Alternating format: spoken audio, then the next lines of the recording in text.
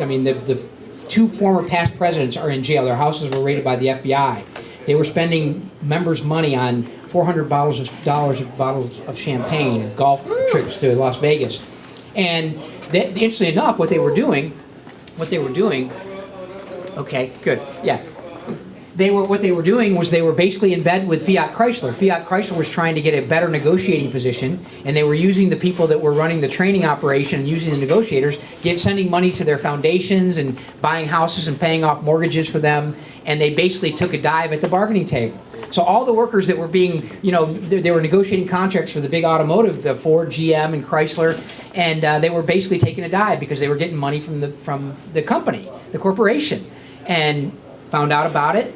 And yet they're going to be under 6 years of federal oversight starting, well, Joe Biden's he's going to appoint the oversight commissioner, so it won't be as difficult as might think. But they're going to be under federal control for the next 6 years. The Teamsters Union, back in February of 2020, got out from underneath a 30-year federal government oversight because of the corruption and the mafia and the organized crime infiltration of that particular union. So in 2020, they just got off what I guess they were under secret double probation or whatever you call that. But, so yes, compulsion and corruption go hand in hand. And we see it all the time. And there are nasty employers out there that deserve to be unionized and will get unionized, but there are nasty union officials out there that should have no claim on individual workers' dues or fees when it comes to forcing them to pay dues or fees to keep their jobs. Okay, are there any limits or caps on how much unions can demand for dues? No. As a matter of fact, whatever they can get at the bargaining table, and what union officials have done now is they basically say that when they negotiate dues contracts, they make them a percentage of the salary. So we get 2 hours of pay, or we get 2% of your salary, or we get 1% of your salary. So that basically every time that they negotiate a pay increase, the union dues increase exactly the same rate. It's kind of an intriguing story, and that way they don't have to worry about it. And then they get the dues check off, which is the money comes right out of your paycheck. I think the Tea Party, one of the reasons why the Tea Party exists, one thing that we're doing, and think of Boston, the original Tea Party. I mean, people ask me, Mr. Mix, what would you do if you were the president for one day? And of course, the obvious answer would be, well, I'd try to pass a right to work law. But that's not what I would do. What I would do is I would make a federal mandate on employers. And I would say that every employer in America, twice a year, has to pay gross wages in cash money. Gross wages in cash money. But before you leave Mama's Diner, you got to stop by the FICA office, the state tax office, the Medicare office, and the Social Security office. And you've got to peel off those 20s and leave them there on the table. And by the time you walk out of the building with about 60% of what you got originally, there would be a revolt in America like nobody's business. And union dues have the same thing. They always negotiate the dues checkoff. They take them out before the worker ever sees them. And that's one of the things they demand. Union security agreements, forced dues, and dues checkoff. Yes, sir? Well, the other part of that question was, because I've never been in a union, and you say there's no cap, what's an average? Is it 10%? Yeah, good question. Sorry. That's a great question. More specific. About $1,000 a year is what we have. Every time we ask a client what we represent, we provide legal service to, we ask them what their dues are. Anywhere from $800 to $1,000 is roughly where we are. And sometimes because it's a percentage of salary, it's not as determinable. I mean, there are some workers that pay, football players pay $25,000 a year. Airline pilots pay $4,000 a year in union dues. But on average, it's between $800 and $1,000. Yeah. But that's the unified dues structure. That's everybody. That's what goes to the local, to the state, and generally to the labor councils, and then up to the national level. Yeah. Can I ask? All right. Can I ask just a Yeah, question you can real ask quick? a question.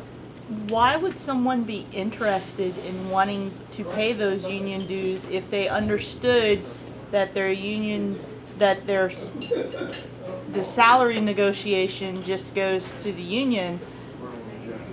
Why would anybody want to do that?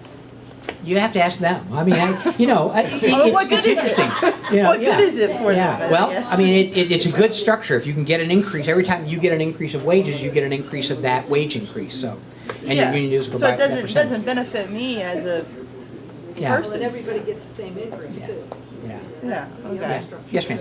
I really don't know the answer, but do you know much about the health insurance the union provides to its workers? We do, yeah, we do. And, this is another interesting question. It's a good question because we Would just you got done with the recommend it? case. We got done with the case that basically said, the union has said, look, if you're a non-member of the union, you can't participate in the health insurance program.